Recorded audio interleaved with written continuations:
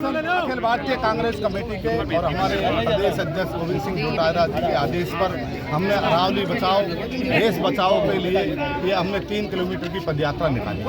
और आज जो हालात देश में है, अरावली पर्वत श्रृंखला को ये लोग खुर्द-बुर्द करके उद्योगपतियों को बेचना चाहते हैं। कांग्रेस पार्टी का इस बात का विरोध है कि हम अरावली पर्वत को नहीं बेचने देंगे किसी भी कीमत पर, हमारी चाहे जान की बाजी लगानी पड़े, पर अरावली पर्वत को हम खुर्द-बुर्द नहीं होने देंगे। अरावली पर्वत हमारी जीवन रेखा है।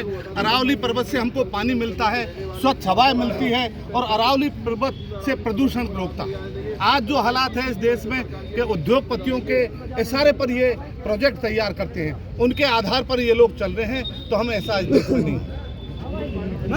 संघर्ष करो, राहुल जी संघर्ष करो। भाजपा की जनता पार्टी की सरकार में सब कुछ संभव है, चाहे बलात्कारी हो, चाहे बहुत बड़े बड़े ये संत लोग बलात्कार कर करके आज प्रवचन कर रहे हैं, तो इस देश के इस पे बड़ा शर्म की बात है।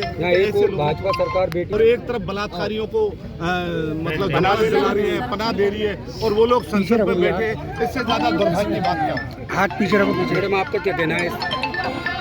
भाजपा के सांसद महोदय आज बेल पर हैं और आप एक महिला हैं। पूरे देश भर में की बात है कि एक बलात्कारी को इस तरीके से जब जमानत पर उसको रिहा किया जाता है, तो प्रत्येक देश की बेटी के मन में एक असुरक्षा का भाव जागृत होता है कि हम जैसी महिलाएं जो इतना संघर्ष करती हैं और अपनी जो आत्मरक्षा के लिए चाहे हम आत्मदाह करें चाहे कुछ भी करें, उसकी कोई वैल्यू नहीं है। लेकिन जो पैसे वाले हैं, जो सत्ता काबिज है, जिनके हाथ में सत्ता है और वो कुछ भी करके और बाहर आ जाते हैं, तो ये बहुत ही बड़े शर्म की बात है। और जिसमें बीजेपी सरकार के टाइम पे जो स्टेट में और डबल इंजन की सरकार है, ऐसे टाइम पे ये सारी चीजें हो रही है। बीजेपी ने पूरे देश को खोखला कर दिया है। जो बीजेपी ये कॉर्पोरेट के हिसाब से जो मॉडल तैयार करती है, इसकी रूपरेखा एक बंद कमरे में तैयार होती है और जब उजागर होती है तो पूरे देश के सामने एक विकट परिस्थिति पैदा कर देती है।